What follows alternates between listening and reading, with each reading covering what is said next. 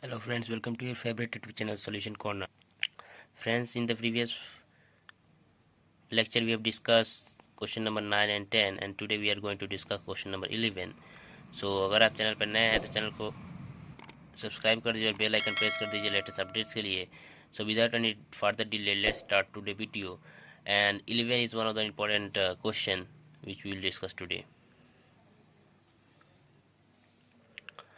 So question number 11 है if the sum of the first n term of an AP is 4n minus n square, what is the first term, what is the sum of first two term, what is the second term, similarly find the third, 10th and nth term.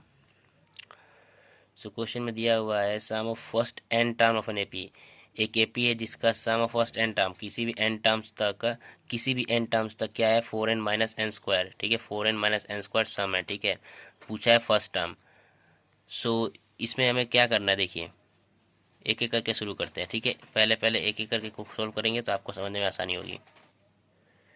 So sum of first n term of an AP क्या दिया है, किसी भी N terms कोई भी N terms तक सम दिया है 4n माइनस एन स्क्वायर. पूछा है फर्स्ट टर्म क्या है, यानी कि S1. अब बताइए S1 क्यों होगा, आपको पता है कोई भी अगर एक एपी लेते हैं 1 2 3 4, तो अगर मैं बोलूँ कि फर्स्ट टर्म तक सम बताइए, तो अब सॉरी फर्स्ट टर्म बताइए, तो फर्स्ट टर्म तो 1 होगा. अगर मैं एपीसीडी लेता हूँ 1 2 3 4, तो उसमें फर्स्ट टर्म क्या होगा 1 होगा. एज फॉर एग्जांपल 1 होगा फर्स्ट टर्म, है कि नहीं. और सम भी फर्स्ट टर्म क्या होगा 1 ही होगा, इसलिए यहाँ पे S1 दिया है. S1 फर्स्ट टर्म तक सम क्या होगा S1 ही होगा और वही फर्स्ट टर्म भी होगा. समझ गए. तो S1 तो फर्स्ट टर्म तक सम क्या होगा फर्स्ट टर्म ही होगा, है ना. इसीलिए S1 से हम फर्स्ट टर्म निकाल सकते हैं. तो 4 इंटू 1 एन टर्म्स किसी भी टर्म्स तक कितना है 4n माइनस एन स्क्वायर, तो फर्स्ट टर्म तक क्या हो जाएगा 4 into 1 minus 1 square, that is 4 minus 1 is equal to 3. So first term तक सम कितना है 3, और जो फर्स्ट टर्म होगा वो भी क्या होगा 3 होगा. सो ये भी हो जाएगा आपका first term, that is a से रिप्रेजेंट करते हैं. क्वेश्चन नंबर सेकंड पूछा सम ऑफ फर्स्ट टू टर्म. अब फर्स्ट टर्म और सेकंड टर्म को प्लस करना है, तो S2 सम दो टर्म तक प्लस करना है हमें, तो किसी भी एन टर्म तक कितना 4n माइनस एन स्क्वायर, तो S2 के लिए क्या होगा यहाँ पे सिंपली 2 पुट करना है एन की जगह पे, तो 4 इंटू 2 माइनस 2 स्क्वायर. तो ये हो जाएगा 8 minus 4 2 square 4 is equal to 4. तो सेकेंड टर्म कितना sum of two second term will be 4. अब पूछा है व्हाट इज सेकेंड टर्म, तो सेकेंड टर्म जो होता है A2 वो हमें कैसे पता चलेगा. आपको पता है अगर मान लीजिए मैं एक एपी लेता हूँ 2 4 6. सो देखिए इसमें इसी में सब डिस्कस कर देता हूँ. ठीक है, एक एपी लेता हूँ 8. अगर मैं बोलूँ सम ऑफ फर्स्ट टर्म, तो फर्स्ट टर्म तक सम तो 2 ही होगा और यही क्या होगा फर्स्ट टर्म होगा जो कि S1 था वही फर्स्ट. अब बोल रहा है कि और हमने निकाला S2 कितना निकाला S2 sum up to second term 4. उसी के हिसाब से अगर देखा जाए यहाँ पे तो एक 6 आता है. दो दो को सम करें, दो टर्म को सम करने से कितना आता है 6 आता है कि नहीं. दो टर्म तक सम करने से 6 आता है और फर्स्ट टर्म तक सम करने से कितना आ रहा था 2 आ रहा था, है कि नहीं. इसके लिए इस एग्जाम्पल के तौर पे देखें तो अगर सेकेंड टर्म तक सम करने से 2 आ रहा है, फर्स्ट टर्म तक प्लस करने से कितना आ रहा है 2 आ रहा है. ऑलराइट. तो अगर मैं बोलूँ सेकेंड टर्म क्या होगा, तो सेकेंड टर्म पता करने के लिए हम क्या करेंगे, इसको इससे माइनस कर दें. सेकेंड टर्म तक सम का फर्स्ट टर्म तक को सम से माइनस कर देंगे, तो S2 minus 4 is equal to 4. तो सेकेंड टर्म क्या होगा 4. सो वही यहाँ पे हम करेंगे. तो सेकेंड टर्म अगर पता करना है तो sum up to second term minus sum up to first term, तो ये हो जाएगा आपका 4 माइनस 3 which will be equal to 1. Hope you understand. देखिए फर्स्ट टर्म तक सम क्या होगा S1 तो 2, और अगर S2 तक होगा सम तो कितना होगा 6. और अगर हमें पता करना है कि सेकेंड टर्म क्या होगा, तो sum up to second term that is second term तक सम कितना था 6 से हमने फर्स्ट टर्म तक सम जो होता 2 उसको माइनस कर दिया था, हमें सेकेंड टर्म मिल गया. तो A2 इज इक्वल टू 1. अब क्या पूछा है what is the find the third term, 10th term and nth term. तो अगर हमें थर्ड टर्म पता करना है तो a प्लस थर्ड टर्म क्या होता है, a three is equal to a plus 2d। तो उसमें हमें फर्स्ट टर्म तो पता चल गया एक्चुअली फर्स्ट टर्म तो, लेकिन डी नहीं पता है। तो हम डी पता करेंगे तो कैसे पता करेंगे, डी इज इक्वल टू क्या होता है, second term minus first term, तो वो हो जाएगा 1 माइनस 3 which will be equal to -2। तो हमें डी हमने वैल्यू पता कर लिया, ए भी हमें पता कर लिया, अब हम कोई भी टर्म पता कर सकते हैं। तो हमें पूछा गया है क्या, थर्ड टर्म। तो थर्ड टर्म पता करने के लिए a plus 3 minus 1 into d which will be equal to a plus 2d। So a हमारा कितना यहाँ पे 3 है, सो 3 प्लस 2 इंटू डी कितना निकला हमारा -2। सो ये हो जाएगा आपका -1। सो थर्ड टर्म क्या हो जाएगा -1। फिर पूछा है A10, A10 क्या हो जाएगा, a plus 10 minus 1 into d, 10 minus 1 क्या हो जाएगा, 10 माइनस 1 हो जाएगा 9d। यहाँ पे ए का वैल्यू रख दीजिए, ए का वैल्यू हो जाएगा आपका 3, 9 इंटू -2, 9 इंटू -2 हो जाएगा -18 plus 5 will be equal to nothing but -15। So A10 कितना हो जाएगा, -15। अब पूछा है an, तो an का फॉर्मूला तो हमें पता है, a plus n minus 1 into D.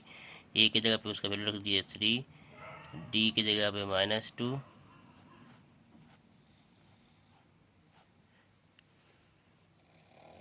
-2 bracket खुलेगा तो -2 इंटू एन हो जाएगा -2n, -2 इंटू -1 हो जाएगा +2, 3 + 2 is equal to 5, 5 - 2n is equal to 5 - 2n। So this is the an term, A10, that is 10th term, third term, second sum up to second, and sum first term. So please take the screenshot of the entire page. Thank you for watching. Moving to question number 11. Sorry, 12. This is 11. तो question number 12 है, देखिए, find the sum of first 40 positive integer divisible by 6। तो पहले हम first 40 positive integer निकालेंगे जो कि 6 से डिवाइड हो। तो फर्स्ट पॉजिटिव, तो पहला आपका first 40 positive, so first 40 integer divide 6 क्या होगा, पहला होगा 6, फिर होगा 12, फिर होगा 18, फिर होगा 24, dot dot dot dot dot, है कि नहीं, 6, 12, 18, 24, dot dot dot.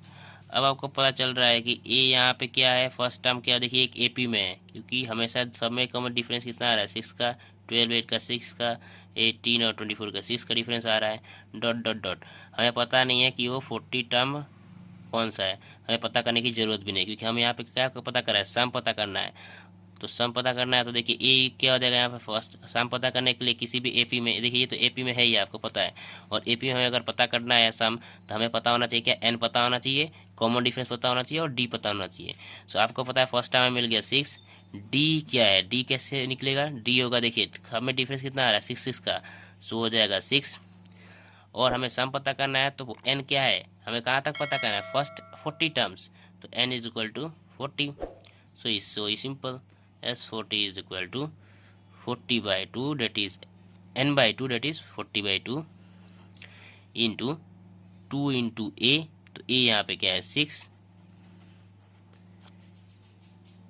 Plus n minus 1, that is 40 minus 1 into d, that is 6. So it was very easy. 20 is what, 20, 6 with into 2 12 plus 39 into 6 is nothing but 2 3 4, 2 3 4 and 12 is equal to 20 into 2 4 6, which is equal to 4 9 2 0. So sum of first 40 terms which are divisible by 6 is 4 9 2 0. ठीक है। सो पता कैसे करना, देखिए एक बार फिर से एक बार समझा देता हूँ। देखिए first 40 positive integer divide by 6, तो हम लिखेंगे first positive integer divide by 6, तो 6 12 18 24 डॉट डॉट डॉट। आप ध्यान से देखेंगे तो ये एक ए बी फॉर्म कर रहा है। कैसे भी फॉर्म कर रहा है, देखिए सब में डिफरेंस क्या है, 6 6 6 6 का, ठीक है। सो अगर हमें सम पता करना है तो हमें सम पता करने के लिए, देखिए अगर ये एपी रहता तो आपको पता करना है सम। अब सम पता करने के लिए एपी में हमें क्या जानना जरूरी होता है, एन पता होना जरूरी होता है, डी पता करना जरूरी होता है और ए पता करना जरूरी होता है। तो ए तो हमें फर्स्ट टर्म मिल गया, दैट इज 6 मिल गया। डी आपको पता है सब में अगर 6 से डिविजिबल है तो सब में कॉमन डिफरेंस कितना आ रहा है, 6 6 6 का कॉमन डिफरेंस आ रहा है। सो 6 से मल्टीप्लाई हो जाए, 6 भी हमें डी भी मिल जाएगा। और एन कहाँ तक पता करना है, 40 टर्म्स तक, तो 40 टर्म्स तक का एस एन हो जाएगा 40। तो s 40 is equal to n by two, two into a n minus one into d, सब वैल्यूज पुट कर दीजिए, वैल्यू निकल जाएगा। तो please take the screenshot of this page. Thank you for watching this video. In the next video we will go to question number 13 14. Okay, thank you for watching this video. Please like, share and subscribe to our channel.